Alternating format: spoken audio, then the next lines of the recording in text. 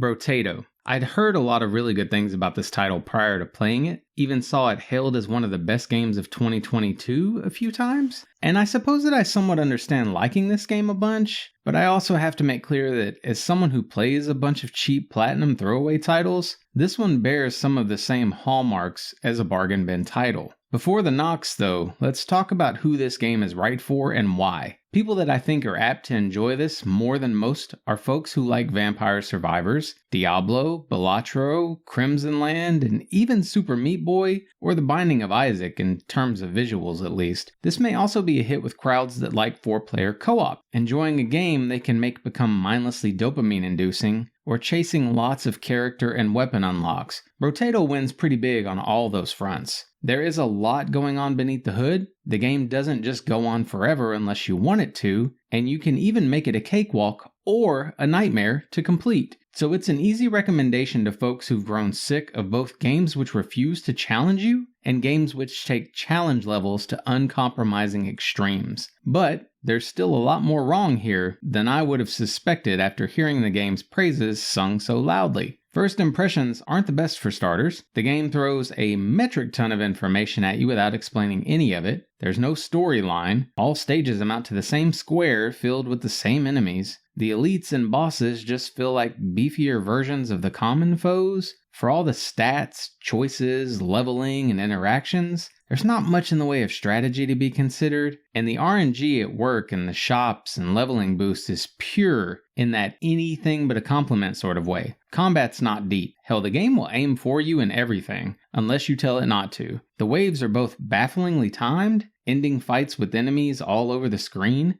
and hilariously short. Are we back in the shop again already? Plus there's way too much to track, but no simplified display for any of it. I'm also not a fan of how weapons level up via manual combination. It's hard to make out the colored circle beneath each character in co-op, and you'll likely be bored of the loop here long before seeing everything there is to experience. To explain, you can unlock a bunch of characters. There are even explanations of how to unlock each in the selection screen.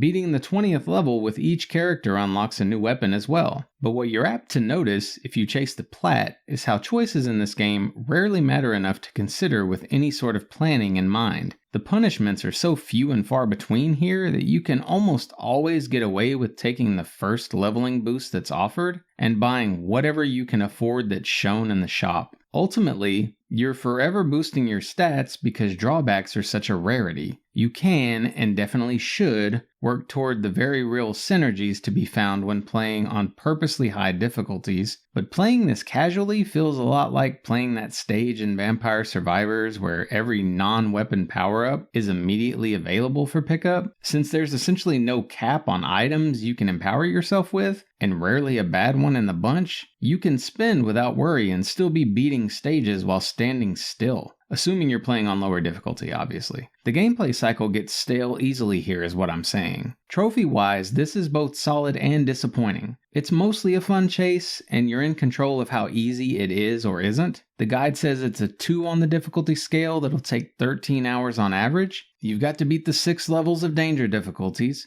beat the game with 20 specific characters, collect a bunch of crap naturally along the way, and mop up some miscellaneous trophies, which probably didn't pop while grabbing items at random. The guide even tells you about the ability to mod enemy health, speed, etc. down to 25%. What the guide doesn't tell you is that almost every trophy in this game unlocks in co-op, so you can cut the 20 individual character runs down to 5 runs with 4 players. You'll probably need a 6th run in the middle to purposely chase things like 60% dodge and 50% speed, as these unlock characters you need for plat, and aren't the most naturally occurring. So long as you're doing each of these runs on the increasing danger difficulties, this plat can be had in roughly 7 runs. At half an hour each, that's less than 4 hours, but I'd plan on 6 hours for most players. You don't even need other humans to help, by the way, just 4 controllers. The non-players can safely sit in the middle of the screen while you run around collecting. The other players won't earn trophies for themselves, but it's uniquely awesome that they can all earn them for the main character. You can even set the game to let you retry failed waves continuously if you'd like, and enable endless mode to play beyond the 20th wave, making it easy to collect certain mop items like 3 red weapons on a character and so on. So the game's easier to plat than the guide makes it appear. There's also a bunch of reading you can do in the guide about what's what, but you can skip almost all of it because the 2 for difficulty is totally accurate with the game's difficulty modified. What's disappointing about the chase is all the interesting trophies they could have added, but didn't. Things such as beating wave 30 of endless mode, having all weapons of the same category, getting 5 of the same item on a character, stuff like that. A few parts of the chase were dull too. For example, getting -5 HP regeneration takes too much active effort, highlighting both why 100% RNG sucks and how rare the true drawbacks to empowering a build are. For the 1 HP round, I simply loaded the first character with an icicle, played till round 3, then took the time between shots to tank damage by touching enemies,